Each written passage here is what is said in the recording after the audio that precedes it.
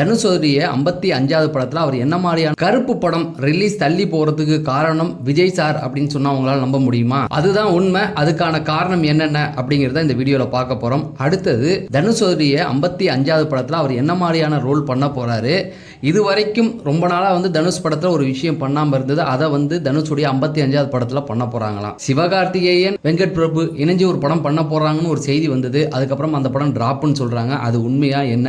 இப்போ அந்த படம் எந்த நிலையில் இருக்கு? கடைசியா தலைவருடைய 173 இந்த படத்தோட இயக்குனர் யாருங்க? ரஜினி சாருக்கு இப்படி ஒரு சோதனை வந்திருக்கு அப்படிங்கிற நிறைய விஷயங்களை தான் இந்த வீடியோவில் பேச போகிறோம். சினிமா செய்திகளை தெரிஞ்சுக்க நம்ம சேனலை சப்ஸ்கிரைப் பண்ணிட்டு வீடியோவை லைக் பண்ணிருங்க. கருப்பு படம் இந்த மாதம் 14ஆம் தேதி ரிலீஸ் அப்படின்னு சொல்லியிருந்தாங்க. இந்த படத்தை ஆர்ஜே பாலாஜி 14 தான் ரிலீஸ் பண்ணுறதா வச்சுருந்தாரு. ஆனால் அந்த நேரத்தில் எலெக்ஷன் டைம் அப்படிங்கிறதுனால எல்லாருடைய கவனம் எலெக்ஷனை நோக்கி இருக்கும். இப்போ இந்த படத்தை ரிலீஸ் பண்ணால் நமக்கு ஏற்ற அந்த ஒரு ஃபோக்கஸ் கிடைக்காது, அதனால் டிலே பண்ணலாம் அப்படிங்கிறத சொல்லியிருந்தாரு.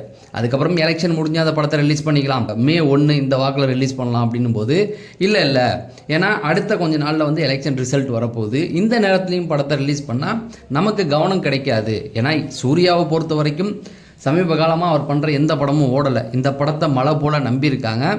ஒருவேளை இந்த படமும் போச்சுன்னா அவ்வளோதான், சூர்யாவை ஓரம் கட்டிடுவாங்க அப்படிங்கிறதுல எந்த ஒரு மாற்று கருத்தும் இல்லை. ரெண்டாவது ஆர்ஜே பாலாஜியுடைய லைஃப் இருக்குல்ல, ஒரு பெரிய பொருள் செலவில் இந்த படத்தை பண்ணிக்கிட்டு இருக்காரு. அவரையும் ஓரம் கட்டி வச்சுருவாங்க. அதனால ஏன்னா இந்த படம் ஹிட் ஆனிச்சுன்னா ஆர்ஜே பாலாஜிக்கு அடுத்த பெரிய ஹீரோவுடைய கால்ஷீட்கள் கிடைக்கும். ஒருவேளை இதை சொதப்பிட்டார் அப்படின்னா மொத்தமாக முடிஞ்சு போச்சு. அதனால என்ன பண்ணியிருக்காங்க அப்படின்னா ரிலீஸ் டேட்டை கொஞ்சம் தள்ளி வைக்கலாம் அப்படின்ற மாதிரி இருந்தாங்க. இப்போ இந்த மாதம் 14 வருது, May 14 இந்த படத்தை ரிலீஸ் பண்ணலாம் அப்படின்ற ஒரு முடிவில் அவங்க இருக்காங்க. ஆனால் இப்போ என்ன பிரச்சனை அப்படின்னு பார்த்தீங்கன்னா, விஜய் சார் முதல்வராக தேர்ந்தெடுக்க போகிறாரு அப்படிங்கிற மாதிரியான செய்திகளும் பார்க்குறோம். ஆனால் ஆளுநர் கூப்பிடலை, திமுக சப்போர்ட் பண்ணலை, திமுக அண்ணா திமுக அவங்க 2 பேரும் கூட்டணி வைக்கிறாங்க அப்படிங்கிற மாதிரி நிறைய செய்திகள் போகுது இல்லையா? இதை கொஞ்ச நாள் முடிச்சு வைக்கணும் அப்படிங்கிறது தான். இந்த சினாரியை இழுத்துக்கிட்டே போயிட்டு இருந்தால் படம் ரிலீஸ் ஆகாது அப்படிங்கிற மாதிரி சொல்கிறாங்க. ஏன்னா இன்னும் தமிழக சட்டசபையில் என்ன மாற்றங்கள் நடக்க போகுது, யார் சிஎம் அப்படிங்கிற ஒரு கேள்வி தொடர்ந்துக்கிட்டே இருக்குது. இந்த மாதிரி சூழலில் படத்தை ரிலீஸ் பண்ண மாட்டாங்க. ஏன்னா கவனம் முழுக்க இங்கே இருக்கும் பொழுது படத்தை பற்றின அப்டேட் வராது. ஏன்னா படத்தோடைய ட்ரெய்லர் இன்றைக்கி இன்னும் 2 நாளில் வந்திருக்க வேண்டியது, அதை டிலே பண்ணி வச்சுருக்காங்க. ஏன்னு கேட்டிங்கன்னா இதுதான் இந்த அரசியல் சூழலில் இப்போ போய் அந்த ட்ரெய்லர் ரிலீஸ் பண்ணால் கவனம் ஈர்க்காது அப்படிங்கிறது அவங்களுக்கு நல்லா தெரியும். இப்போ யாரும் படம் பார்க்குறத பெருசாக எடுத்துக்க மாட்டாங்க. எல்லாருடைய கவனம் எங்கே இருக்குது அப்படின்னு பார்த்தீங்கன்னா நியூஸ் சேனல் மேலே இருக்குது. எல்லாருமே விடிய டிவி போட்டு பார்த்துக்கிட்டு இருக்காங்க. நியூஸ் சேனலில் மொபைலில் யூடியூப்பில் நியூஸ் சேனல் தான் பார்த்துக்கிட்டு இருக்காங்க. இந்த மாதிரி நேரத்தில் சினிமா செய்திகளோ வேறு எந்த விஷயமும் கவனம் பெறாது. விஜய் சார் சிஎம் ஆயிட்டா மட்டும்தான் கருப்பு படம் ரிலீஸ் ஆகும் அப்படிங்கிறத உறுதிப்படுத்தியிருக்காரு ஆர்ஜே பாலாஜி.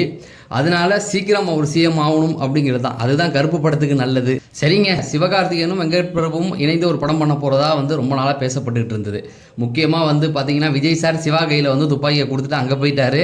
அங்கே போய் விஜய் சார் இப்போ கொஞ்சம் திணறிக்கிட்டு இருக்காரு, சிவகார்த்திகேயனும் திணறிக்கிட்டு தான் இருக்காப்புல. இந்த நேரத்தில் விஜய் சார் வெற்றி பெற்றதுக்கு சிவகார்த்திகேயன் வாழ்த்து தெரிவித்தாங்க. விஜய் சாருடைய ஃபேன்ஸ் எல்லாம் கொஞ்சம் அவர் மேலே டிசப்பாயின்மெண்ட்டாக இருந்தாங்க. ஏன்னா இந்த பராசக்தி ஜனநாயகன் போட்டி, சரி அதுக்கு சிவகார்த்திகேயன் என்ன பண்ணுவாப்புல, கூடி சீக்கிரம் அந்த கோவம்லாம் தீர்ந்துரும்னு நினைக்கிறேன். இதில் நம்ம முக்கியமாக பார்க்க வேண்டியது சிவகார்த்திகேயன் வெங்கட் பிரபுவும் இணைய வேண்டியதாக இருந்தது. ஏன் அவங்க இணையில? வெங்கட் பிரபு சமீப காலமாக பண்ணுற படம் எல்லா படமும் பார்த்தீங்கன்னா ஓரளவுக்கு சக்ஸஸ் இல்லை. கோட்டு கூட நல்ல செலவு பண்ணியிருந்தாங்க, ஆனால் அதை கவனம் ஈர்க்கலை அப்படிங்கிறது தான். போட்ட வசூலை எடுத்துருச்சு. பெரிய 400 கோடி வந்தாலும் தயாரிப்பு நிறுவனம் ரொம்ப பெருசாக எதிர்பார்த்தாங்க, அதை அவரால் கொடுக்க முடியல அப்படிங்கிறது தான். அதனால் வெங்கட் பிரபு கொஞ்சம் எல்லாருமே ஒதுக்கி வச்சாங்க. சிவகார்த்திகேயனுமே கொஞ்சம் ஒதுக்கி தான் வச்சுருந்தார். இப்போ என்ன அப்படின்னு பார்த்தீங்கன்னா அவங்க 2 பேரும் பண்ண போகிறதா ஒரு செய்தி வந்தது. அதுக்கப்புறம் அந்த படம் ட்ராப் அப்படின்ற மாதிரி சொன்னாங்க. ஆனால் இப்போ என்ன செய்தி வந்திருக்குன்னா இல்லை 2 பேருமே படம் பண்ண போகிறாங்க. சிவகார்த்திகேயனுக்கு ஏற்ற மாதிரி காமெடி வச்சு கொஞ்சம் ஆக்ஷன்லாம் வச்சு அவர் கதையை ரெடி பண்ணிட்டாரு. ஏன்னா வெங்கட் பிரபுட்டு நம்ம எதிர்பார்க்குறது காமெடி தான். அதை தான் சமீப காலமாக அந்த காமெடி தவிர பாக்கி எல்லாமே அவர் பண்ணிக்கிட்டு இருக்காரு. கடைசியாக என்ன அப்டேட் அப்படின்னு பார்த்தீங்கன்னா அந்த படம் ட்ராப் ஆகலை. 2 பேருமே இணைந்து தான் படம் பண்ண போகிறாங்க. கூடி சீக்கிரம் அதற்கான அப்டேட்டுகள் வரும் அப்படிங்கிற மாதிரியும்.